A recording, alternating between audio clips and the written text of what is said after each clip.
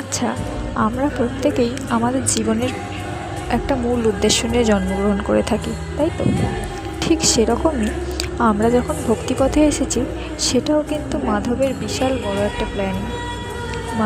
মাধবের প্ল্যানিং না হলে আমরা কখনোই ভক্তিপথে আসতে পারতাম না।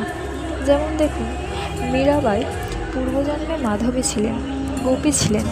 তিনি ভগবানের প্রেমকে দর্শনার জন্য, সকল ভক্তের কাছে নিয়ে আসার জন্য এবং কৃষ্ণচরণ চরণ প্রাপ্ত করার জন্য মীরাবাই রূপে জন্মগ্রহণ করেছিলেন।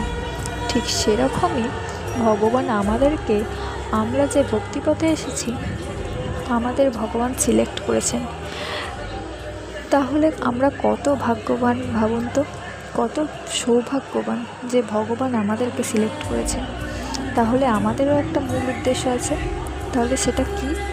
সেটা হচ্ছে ভগবানের নাম প্রচার করা, সর্বদা ভগবানের নাম গুণগান করা, সদাই ভগবানের নাম জপ করা।